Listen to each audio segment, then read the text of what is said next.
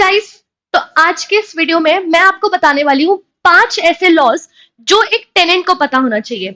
अगर आपने किसी से भी कभी घर किराए पे लिया हो या फिर कोई भी प्रॉपर्टी किराए पे ली हो किसी काम के लिए, तो आपको कौन से ऐसे 5 लॉज हैं जिसके बारे में आपको पता होना चाहिए, उसके बारे में आज इस विजडम वेडनेसडे के वीडियो में मैं आपको बताने वाली हूँ। तो सबसे पहला law which a tenant should know is Indian Contract Act. Indian Contract Act क्यों पता होना चाहिए? बिकॉज जब भी आप किसी से घर किराए पे लेते हैं, so there is a tenancy agreement that happens. एक टेनेंसी अग्रीमेंट होता है जिसके थ्रू आपको वो घर किराए पे मिलता है या आपको प्रॉपर्टी किराए पे मिलती है। तो आपको पता होना चाहिए कि एसेंशियल्स ऑफ अ कॉन्ट्रैक्ट क्या है। सेक्शन 10 आपको पता होना चाहिए इंडियन कॉन्ट्रैक्ट एक्ट का, जो बताता है कि कब एक अग्रीमेंट कॉन्ट्रैक्ट बनेगा। बाकी सारे कॉन्ट्रैक्ट के जो भी एसेंशियल्स हैं, जितनी भी एसेंशियल्स हैं, और एक कॉन्ट्रैक्ट के ब्रीच होने पे आप क्या क्या चीजें क्लेम कर सकते हैं, एवरीथिंग यू शुड नो। तो सबसे पहला law which a tenant should know is Indian Contract Act. दूसरे लॉ की जब अपन बात करते हैं which you should know as a tenant is the Transfer of Property Act. Transfer of Property Act वो जनरल लॉ है जो सारी तरीके की प्रॉपर्टीज पे अप्लाई करता है।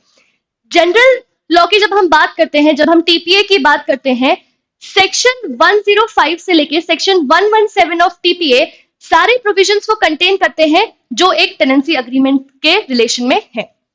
थर्डली, अगर आपके स्टेट में कोई भी लोकल लॉ है डीलिंग विद अकोमोडेशन, जैसे अगर हम एमपी की बात करें तो एमपी के पास है MP accommodation and control act, Rajasthan tenancy act है। इसी तरीके से आपको सारे आपके लोकल लॉज जो हैं, जो अकोमोडेशन के साथ डील करते हैं, जो टेनेंट और लैंडलॉर्ड के रिलेशन को गवर्न करते हैं, वो आपको पता होना चाहिए। अब आपके दिमाग में एक सवाल आ सकता है कि टीपीए है और अकोमोडेशन है, तो कौन सा लॉ हमारे ऊपर अप्लाई करेगा?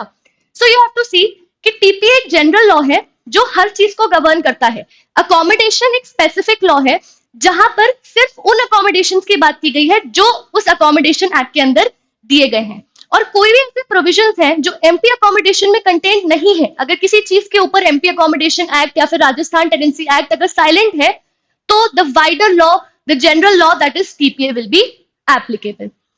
जब हम बात करते हैं चौथे लॉ की जो एप्लीकेबल होता है एक टेनेंट के ऊपर, that is specific Relief act.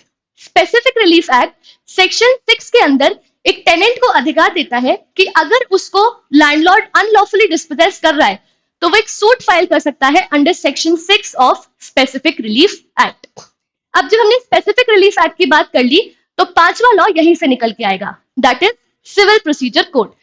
जब भी हम सेक्शन 6 का सूट फाइल करते हैं, it has to follow the Civil Procedure Code. Civil Procedure Code में ऑर्डर 4 के अंदर जो इंस्टीट्यूशन ऑफ प्लेंट के प्रोविजंस दिए गए हैं, वो आपको फॉलो करना बहुत जरूरी है जब आप सेक्शन 6 का सूट फाइल कर रहे हैं। और जो पूरा सूट चलेगा that will be governed by the Civil Procedure Code. तो ये थे वो 5 लॉज जो हर एक टेनेंट को पता होना चाहिए। एक बार आपके लिए फिर से रिपीट कर देती हूँ। सबसे पहले it is the Indian Contract act, the Transfer of Property act, the third one is MP accommodation act, Rajasthan tenancy act, या कोई भी अगर आपके यहाँ पे लोकल लॉ है तो। Fourth one is your Specific Relief Act and the fifth one is your Civil Procedure Code. तो अगर आपको ये 5 लॉज पता है तो आप अपने टेनेंसी के राइट एक्सरसाइज कर सकते हैं। I hope this short video was very helpful for you. पसंद आया हो तो लाइक करो, शेयर करो और सब्सक्राइब करो। Thank you so much.